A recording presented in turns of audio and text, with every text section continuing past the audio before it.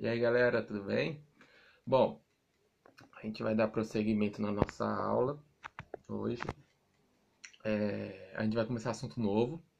A gente acabou aquela parte de química lá da vida, química biológica, né, envolvida, mas é extremamente importante aqueles conteúdos porque a gente vai falar agora. Então, quem não conseguiu pegar, quem não conseguiu entender um pouquinho, que é as questões de proteínas, ácidos nucleicos, etc. É bom entender porque é fundamental para o prosseguimento da disciplina, da matéria. Tudo bem? Bom, a gente vai começar hoje a falar sobre citologia. Então, uma matéria muito importante, conteúdo muito importante. Cai bastante nos vestibulares. É um pouquinho longo também, então a gente vai passar por vários conceitos e estudos, desde a célula, passando por divisão celular, o DNA em si como um todo, então o núcleo, que faz parte da célula, lógico.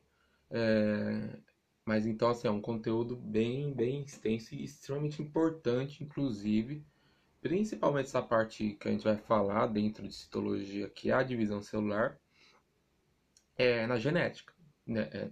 A divisão celular e o DNA em si.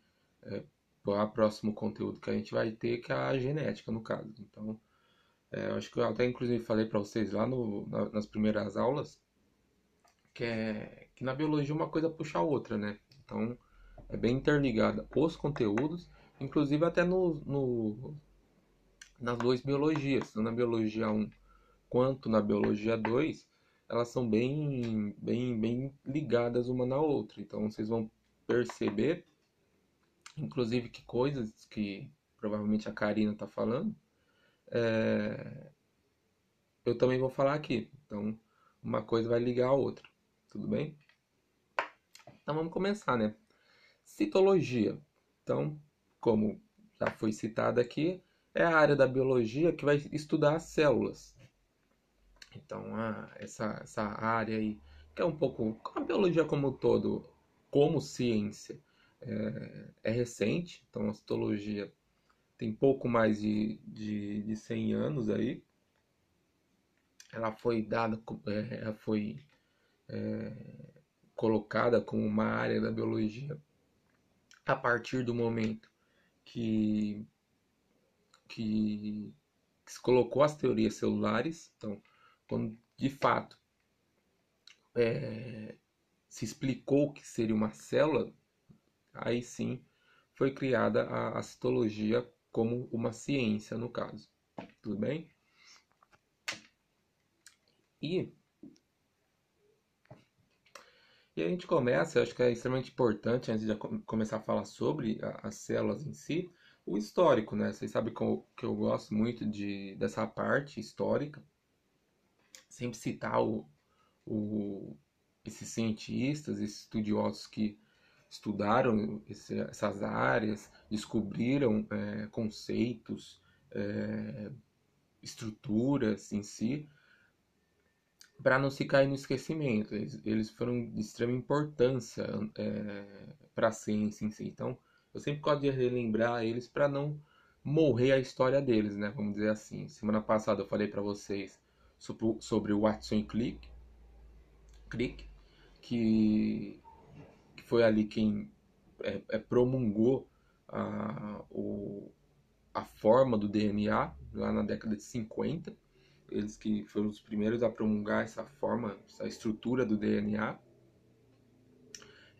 E agora a gente chega nesse senhorzinho aqui, que é o Robert Hooke. O Robert Hooke, ele viveu ali no século XVI, né? Ele nasceu em 65, viveu até em meados do século XVII. E qual que foi aí a contribuição dele para a biologia, para a história, vamos colocar assim, história humana, vamos dizer assim? Ele foi o primeiro que conseguiu visualizar uma célula. Então ele foi o primeiro, a gente pode colocar cientista já, né? que conseguiu visualizar o que era uma célula. Até então tinha algumas ideias em si de célula, de estruturas, etc. Mas ele em si foi esse primeiro que conseguiu visualizar. Como que ele conseguiu? No microscópio, vocês estão vendo ali essa imagem do lado esquerdo. O microscópio, logicamente, um microscópio bem primordial, vamos dizer assim. Ele pegou uma cortiça. O que é uma cortiça? É um pedaço de tecido vegetal, vamos colocar assim, de carvalho. Então ele pegou lá uma cortiça de carvalho, da árvore, do carvalho, e aí ele colocou nesse microscópio. Quando ele colocou nesse microscópio, ele conseguiu ver essa imagem que está na direita. Então eu vou abrir um pouquinho aqui, ó. Aqui. Ele conseguiu ver essa imagem ali, ó. Vocês estão vendo vários pontos que parecem uns ligados aos outros, vários compartimentos, vamos colocar assim. Esses pontinhos pretos que são as células. Esses pontos pretos. E aliás, os pontos brancos, né, são o que a gente chama entre células nas plantas, no caso. Ele conseguiu visualizar isso. Foi o primeiro a conseguir fazer isso. Muito retornando com a ajuda do microscópio. O microscópio ele tinha sido inventado um século anterior, ele descobriu isso ali no século XV, um pouco do XIV. Já tinham sido fabricados os microscópios. Até então, só tinham sido observadas bactérias, protistas. Então, até então só isso. E o Hooke conseguiu ser o primeiro a visualizar as células em si e descrever de fato as células. Tudo bem?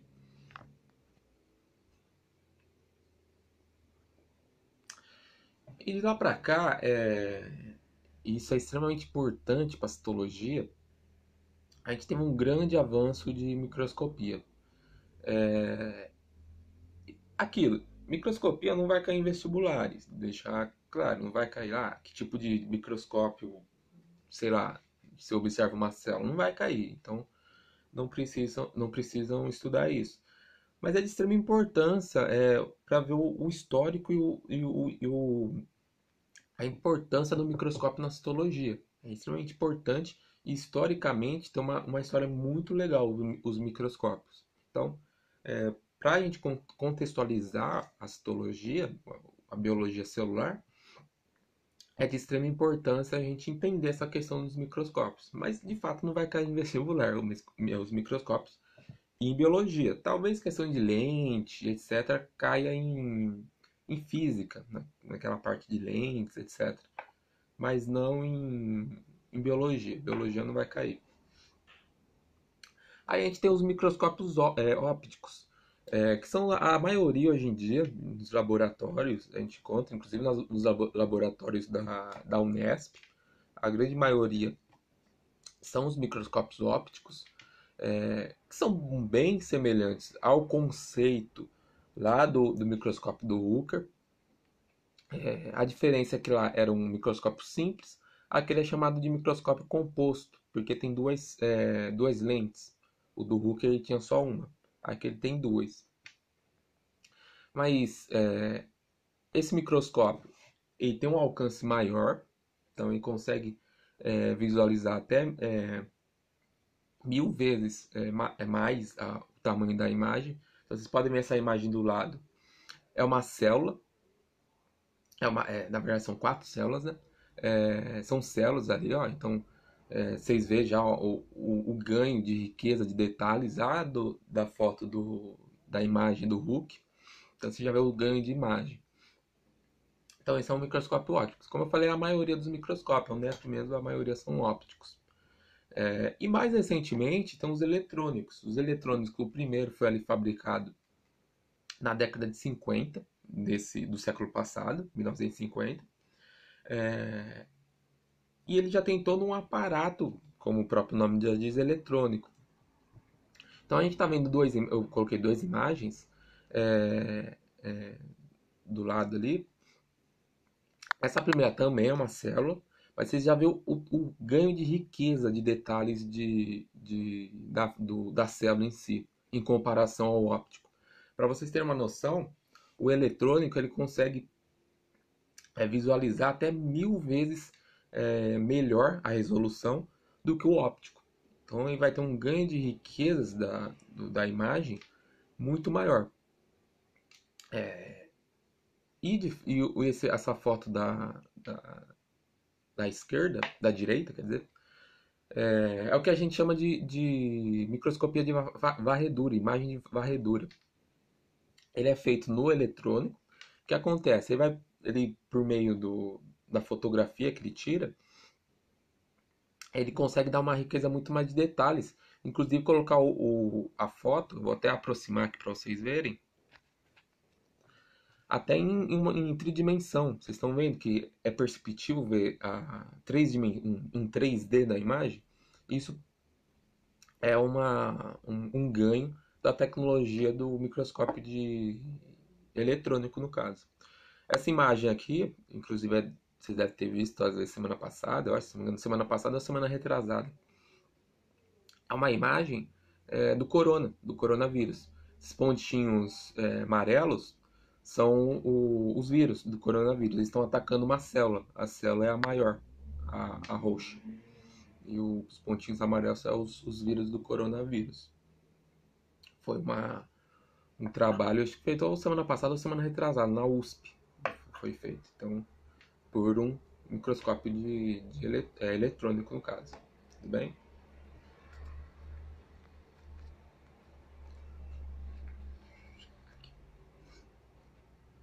Bom, e também é interessante também a gente ter um conceito de tamanho. Geralmente a gente não tem uma percepção muito de tamanho de objetos, de estruturas, etc. Principalmente na biologia.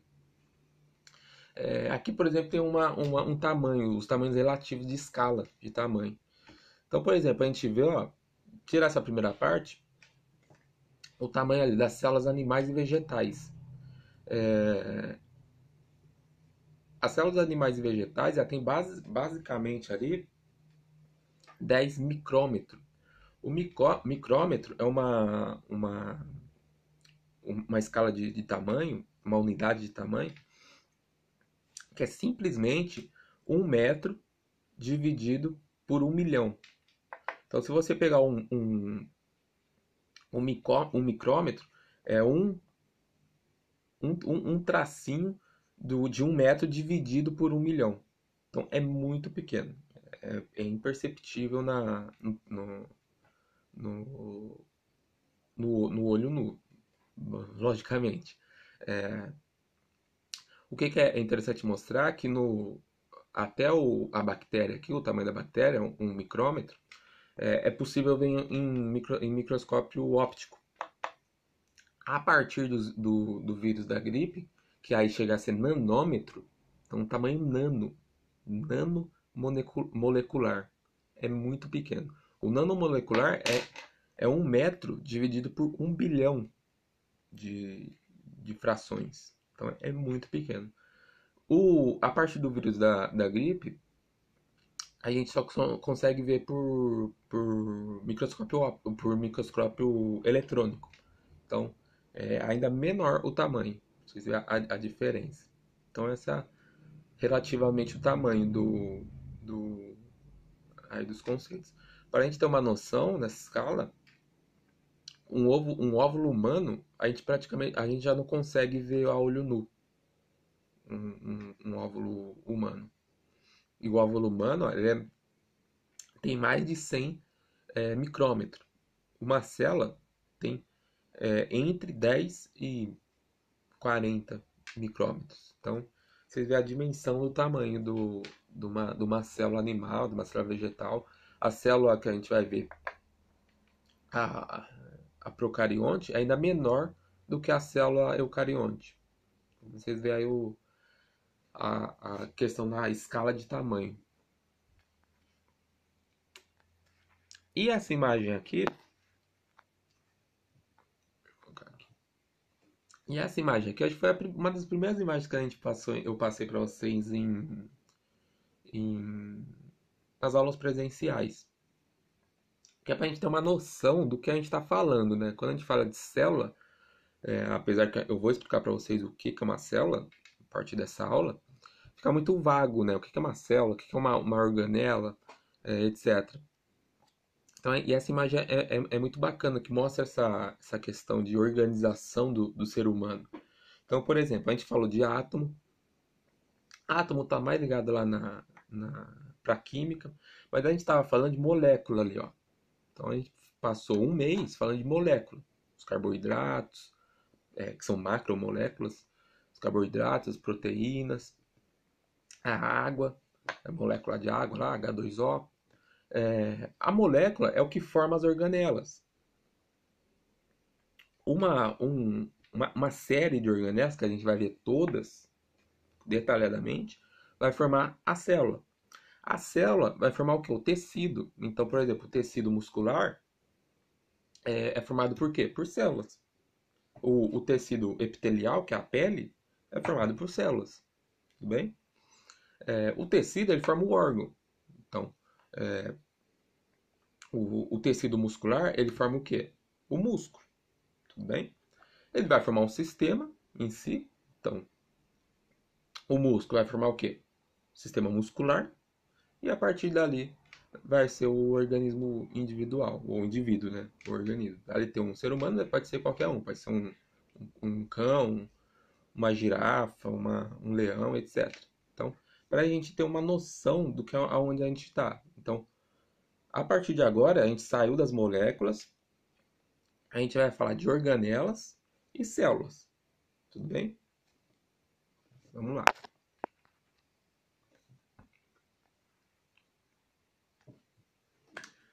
Bom, e a gente começa de fato na citologia. Então a gente já fala desse conceito de microscópio, essa questão dos tamanhos em si, né, relativos em si. E aí, de fato, a gente entra em, de fato na citologia, em teoria celular. Bom, como eu falei, ela já era estudada um pouquinho antes a partir do Hooke, mas a partir do Hooke, quando ele bateu o martelo e visualizou uma célula, de fato, descreveu uma célula, começou a se fazer estudos, começou a promulgar, fazer mais estudos, se pensar sobre o que era uma célula, qual que era o trabalho dele num ser vivo, e todos esses pensamentos. E foi promulgada a teoria celular, que basicamente é ocasionado por três pontos fundamentais. O primeiro é que todos os organismos vivos, são formados por células. Todos. Desde o mais simples até o mais complexo. Então, não sei se vocês já tiveram essa parte com a Karina, mas desde uma bactéria, que é um ser unicelular, ou seja, tem uma célula apenas, ele é formado por célula. Tem uma, só uma, mas é uma célula. Até organismos complexos, como o ser humano, como os animais como um todo. Que é o quê? É formado por dezenas de milhares de células. Então, todos os organismos vão ser formados por células. É a estrutura fundamental para a vida. Tudo bem? Vamos lá. O segundo, as células são unidades morfológicas e funcionais dos organismos vivos. O que isso quer dizer? As células vão ser principalmente que vai dar as funções para o ser humano, para o ser humano, pro ser vivo como um todo. Como o quê? Todas as funções que a gente tem, vamos pegar a gente como exemplo, todas as funções que a gente tem no nosso corpo são a nível molecular, são a nível celular, molecular não, celular. são a nível celular. Lembra lá do metabolismo que eu falei lá na aula passada sobre metabolismo, enzimas? Lembra das enzimas que eu falei? Tudo isso vai ser essas funções, essas reações são a tudo a nível celular. Nada vai ocorrer a nível se eu movimento aqui, ó, estou movimentando meu braço. Se eu estou movimentando aqui, é por quê? Porque está ocorrendo reações a nível celular. Tudo bem? E a terceira também é que todas as células surgem de outra existente. Bom, o que esse ponto está querendo falar? Uma célula, ela só vai existir a partir de uma outra célula. A gente não tem geração espontânea. Você já deve ter visto em Origem da Vida com a Karina. A geração espontânea, etc. Isso não existe. Então, toda célula que a gente tem vai ser originada a partir de uma outra célula. Tudo bem? Como que isso ocorre? A gente vai falar sobre isso. A gente vai falar nas próximas aulas a partir da divisão celular. Então a gente tem uma célula que chama célula mãe.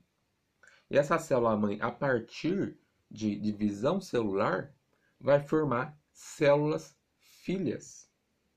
Ou seja, as células surgiram a partir de uma outra célula. As células filhas surgiram a partir da célula mãe. Com qual mecanismo? Divisão celular. Tudo bem? Então esses são os 3 pontos da teoria celular. Teorias celulares completamente inquebráveis. Essas teorias ocorrem, esses pontos ocorrem em todos os seres vivos. Ok?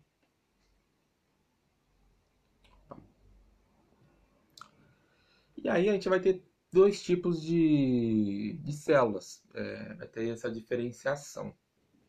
Que é as células procarióticas, ou procariontes, e as células eucariontes, ou eucarióticas, de fato. São esses 2 tipos de células que a gente vai ter, essa diferenciação entre elas. Essa daqui é uma célula procariótica, então vocês podem ver ali, ó. E essa daqui é uma célula eucariótica. A célula procariótica, ela vai ter só um tipo de célula. Então só essa daqui que a gente viu. Eu já vou dar mais detalhes sobre ela nos próximos slides. As células procarióticas, vai ser dividida em células animais e células vegetais. Ou seja, como o próprio nome já diz, as células, os animais em si, vão ter as células da esquerda. Então, o ser humano, o macaco, o jacaré, etc., vai ter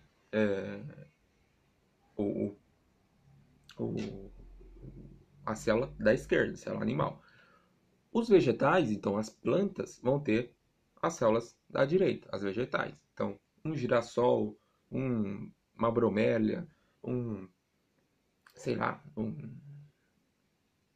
uma samambaia, etc., vão ter as células vegetais, as células da direita. Tudo bem? Então, essas 2 diferenciações. A gente vai falar alguns outros detalhes nos próximos slides.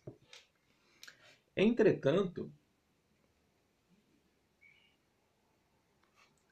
tem algumas variações, apesar de a gente vai perceber algumas variações entre esses 3 tipos, entre as procariontes e entre as eucariontes. Então, ó, procariontes só tem uma, eucariontes tem 2 tipos. Apesar dessas variações que a gente vai ver nos próximos slides, as 3 células elas vão compartilhar. Eu coloquei 3, mas são 4 características. Inclusive, vocês podem anotar aí também.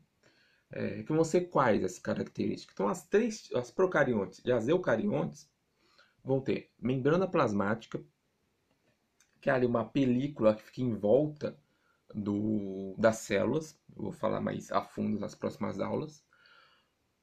O material genético, que é o DNA. Então, todas as células vão ter, tanto procarionte quanto eucarionte, vão ter DNA. E o citoplasma. Citoplasma é o meio que fica a célula ali. Também vou explicar sobre ele nos próximos slides. O citoplasma, vamos dizer assim, é o meio que fica entre a membrana e o material genético. Tudo bem?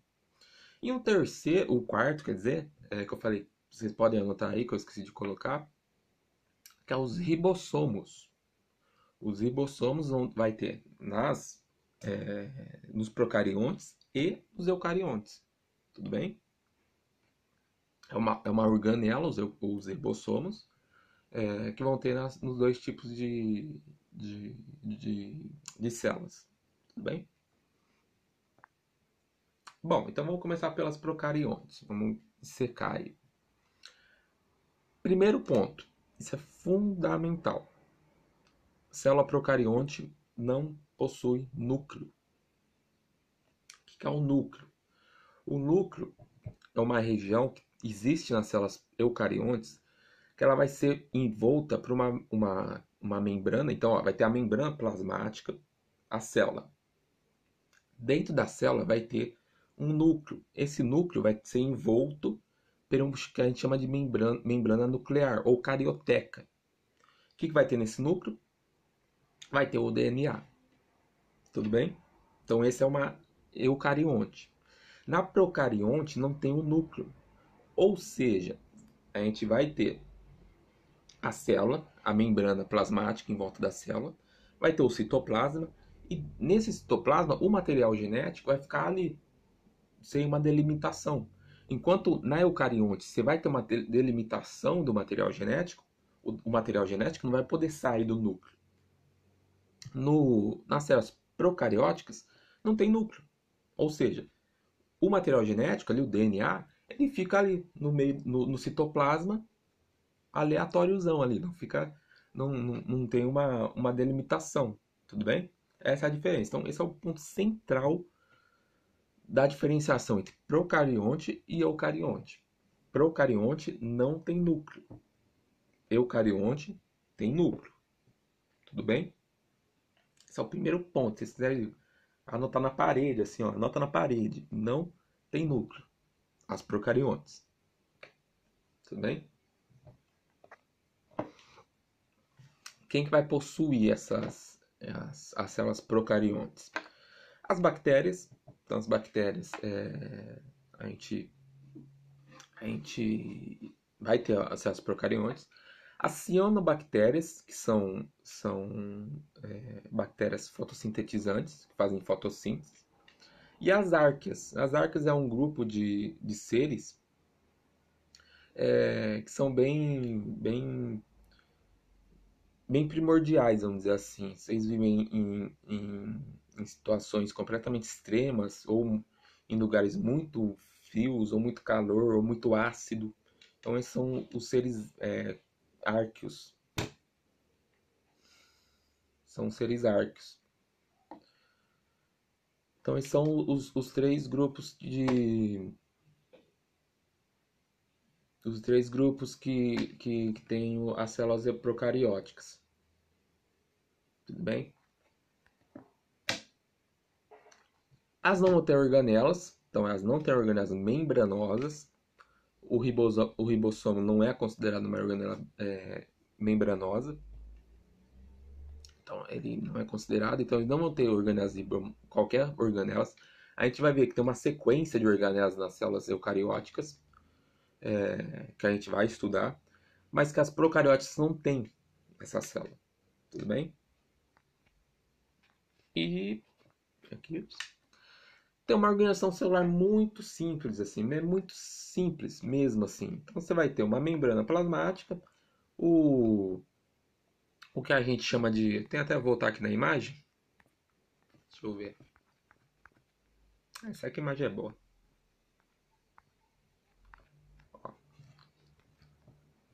É organização muito simples. Então, a gente tem ali, ó, essa é uma organela, uma célula procarionte de uma bactéria. Então a gente tem ali, ó, uma membrana plasmática, uma parede celular, tem ali as membranas envoltas, né, da célula, então a gente tem uma cápsula que fica mais externa, uma parede celular que fica no meio e a membrana celular que fica por último. Dentro ali, ó, você vai ver o quê? O cromossomo, que é o DNA, que a gente também chama de região nucleoide. Nucleoide não tem nada a ver com núcleo, mas é a região que fica o DNA no caso. Então você pode ver, é muito simples, não tem organela nenhuma. Nessa foto mesmo não aparece nenhum ribossomo. Então é bem simples. Assim. A gente vai ter umas fibrilas, flagelos que servem de locomoção para o ser vivo. Mas é bem simples, vocês vão ver a diferença quando eu falar de eucarionte. E duas regiões que eu quero destacar nas procariontes é o nucleoide, que eu acabei de falar já, então é o local onde fica situado o DNA, o material genético. Repetindo, não é uma delimitação, ele fica solto no citoplasma. Vocês estão vendo aqui, ó, tem uma membrana plasmática, a parede, etc. O citoplasma que eu estou falando seria essa parte mais verde clara. Então, essa parte verde clara é o citoplasma, que é uma região fluida, fica um líquido. A gente vai falar sobre ele. Mas fica um líquido que fica disperso ali. Dentro desse citoplasma fica ali, ó, o nucleóide, que é o material genético. Então fica disperso nesse citoplasma, tudo bem? E também eu quero falar sobre o plasmídio. O plasmídio ele é um material genético circular, então ele é bem redondinho, que é mais plausível, mais visto nessas células procariotes, principalmente em algumas bactérias. Não é todas as bactérias que tem, é só algumas. Então é onde a gente vai encontrar o plasmídio. Como eu falei, é um material genético e ele serve muito para a sobrevivência da célula. Tem muito esse papel de sobrevivência, de transmissão de material genético. Então o plasmídio serve muito para isso. Tudo bem? E aí a gente entra nas células eucarióticas. Células eucarióticas, como eu falei, o principal ponto da célula eucariótica, diferença das células procarióticas, é o que? A presença do núcleo. Então as células eucarióticas têm o núcleo. Vou até puxar logo para essa imagem aqui, ó. O núcleo é aquela parte roxa ali, ó. Aquilo é um núcleo. Então vocês veem a diferença e o DNA está lá dentro. Então a gente tem um núcleo, o DNA está lá dentro, o material genético, e em volta dele vai ter ali a carioteca, a membrana nuclear, que ali na imagem é mostrada para essa partinha branca. Essa partinha branca é a membrana nuclear ou carioteca também pode ser chamada. Então vocês veem a diferença? A procariótica, você tinha ali o material genético completamente disperso no citoplasma. No eucariótica, você tem um núcleo e dentro do núcleo fica o material genético. Então, essa é a principal, voltando, retornando, que isso é para fixar na cabeça. Essa é a principal diferenciação da célula eucariótica para a célula procariótica. Repetindo, eu vou repetir 10 vezes. Célula procariótica não tem núcleo, célula eucariótica tem núcleo. Tudo bem? Uma dica que eu dou para vocês, que se eu tivesse em aula presencial, seria desse modo. Desenhe. Peguem no vídeo, pausem, etc.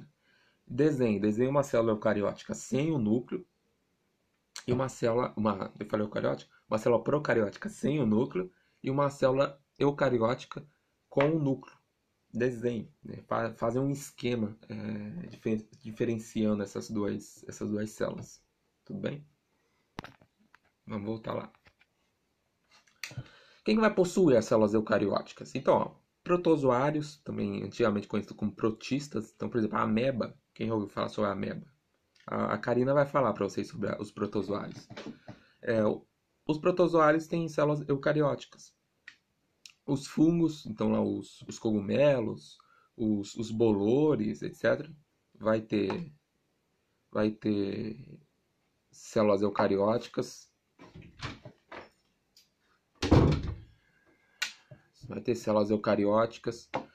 as plantas, os animais também, então plantas e animais, todos esses 4 grupos vão ter células eucarióticas de fato, tudo bem?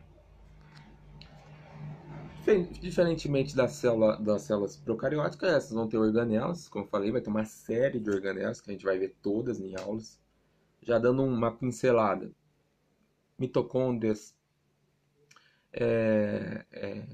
retículos endoplasmáticos, lisossomos, complexo de Golgi, todos, sei que é uns nominhos meio, vai ficar meio confuso agora para vocês, mas nas próximas aulas eu vou explicar certinho que cada uma dessas organelas desempenham. Todas elas vão ter uma função, um papel na célula, para a célula funcionar perfeitamente.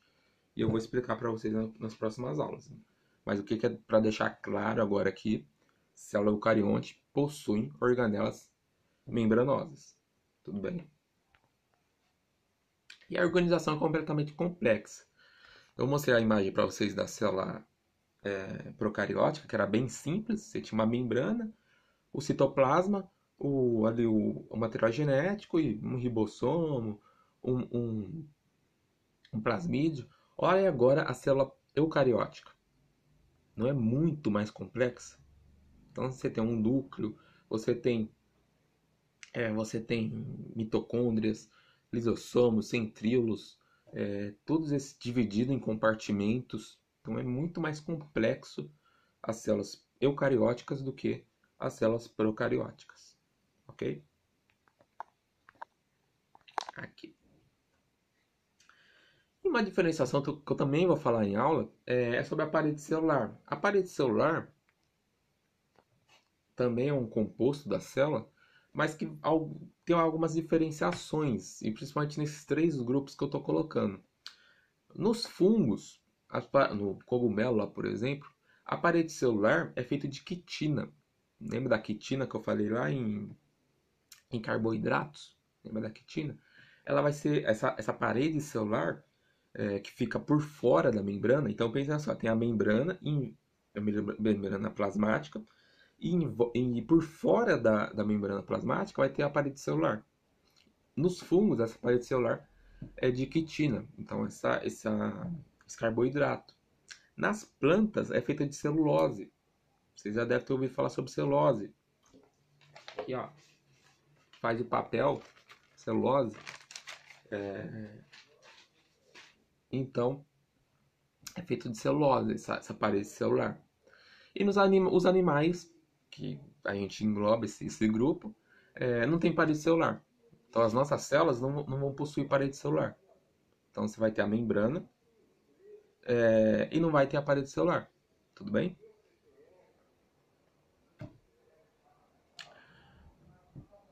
Uma outra diferenciação também, que é boa sintetizar, é entre a célula eucariótica animal e vegetal. Então vamos lá. A gente tem procariótica e eucariótica. Dentro da eucariótica a gente tem animal e vegetal. Ok? Ficou claro? A gente vai ter glândulos de reserva. O que é glândulos de reserva? É glândulos de energia da célula. Então quando a célula fica ali meio sem energia, etc., ela usa esses glândulos de reserva, que é glândulos de energia. Na, na, na, na eucariótica animal, vai ser o glicogênio, esse material de reserva de energia, o glicogênio. Que é muito fala com diabetes, muita gente que tem diabetes conhece o glicogênio. É uma molécula de energia. Eu tinha colocado aqui, né, como eu já coloquei no anterior, ele não tem parede celular. Então, a célula animal não tem parede celular. Tudo bem? E na célula vegetal, que é essa célula bonitona ali, ó, o glânulo de reserva, então essa glândula de energia de reserva, vai ser o amido. Então, o amido também é muito falado quando se fala, sei lá, batata, por exemplo. Muito se lembra quando se fala de batata, lembra do amido. vai ser o grano de reserva das células vegetais. Então, a diferenciação: células animais, glicogênio, células vegetais, amido, ok? Eles possuem parede celular, que é essa paredona verde aí, que a gente está olhando. Vocês estão vendo a diferenciação, ó, entre uma e outra? A animal não tem essa parede celular, ela tem uma membrana plasmática. Aqui a gente vai ter a membrana celular e a parede celular, tudo bem? Então a gente vai ter os dois. A parede celular vai ficar externamente a membrana celular, ok?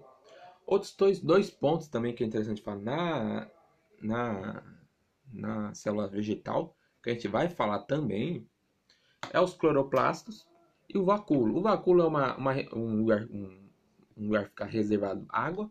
Então, quando a célula quer eliminar água, ela reserva ali nesse vacúolo e depois excreta. E os cloroplastos, que muita gente já ouviu falar dos cloroplastos, é uma célula de energia, principalmente onde é feita a fotossíntese. E ele tem um pigmento, a clorofila. Então, vocês já ouviram falar da clorofila. A clorofila fica no cloroplasto, que é essa célula de energia. Tudo bem? Então, essa é a diferenciação. Então, esses 3 pontos que eu coloquei, esses 4 pontos que eu coloquei, não vai ter na célula animal. Então, parede celular não tem na célula animal, cloroplasto não tem na célula animal e vacúolo não tem na célula animal. Tudo bem? Bom, chegando ao fim já dessa aula, eu quero pegar outros 2 conceitos. Primeiro, essa questão aqui, ó. É importante vocês conceituarem, você já deve ter visto com a Karina isso, você já deve ter falado, sobre a questão evolutiva. Na questão evolutiva, as células procarióticas, elas são menos complexas, elas vieram antes na escala evolutiva. Para vocês terem uma noção, as células procarióticas, que tem as primeiras células procarióticas, datadas de 3 bilhões de anos atrás. Então, as primeiras células procarióticas surgiram há 3 bilhões de anos atrás. E as células eucarióticas surgiram há 1 bilhão de anos atrás. Então, ela é muito mais nova. Então, numa escala evolutiva, as células procarióticas são ancestrais a células eucarióticas. Bem, e nisso aqui que a gente chama de cladograma, então, os seres do lado esquerdo são mais ancestrais do que os seres do lado direito, é o que a gente nota. Então, bactérias e arqueias são seres procariontes, são mais ancestrais. E os eucárias, que já vêm de eucariontes mesmo, são seres mais mais atuais, vamos colocar assim. É tanto que você vê ali, ó, você vê animais, fungos, plantas, todos ali nos seres eucária, dos seres eucariontes. Tudo bem? Bom, e para finalizar a aula, e os vírus? Ultimamente a gente anda falando tanto na TV, e os vírus, e o corona, e a influenza, e tudo isso, etc. E os vírus? O que os vírus são? Os vírus, eles não são acelulares. Os vírus são acelulares, ou seja, eles não têm células. Os vírus não possuem nenhuma célula. Esse também é um dos conceitos que é um grande debate, apesar que a maioria da academia considera que o vírus não é ser vivo, por isso que muitos consideram isso, que não são seres vivos, eles são acelulares, não tem célula. Se a célula é uma estrutura básica da vida, se os vírus são acelulares, eles não têm vida. Tem outros conceitos também que alguns consideram que os vírus não é vida, mas um deles são esses. Eles são acelulares, ou seja, não tem vida. Ok? Bom, por hoje é isso, galera. Por hoje foi isso. Abraço. Falou.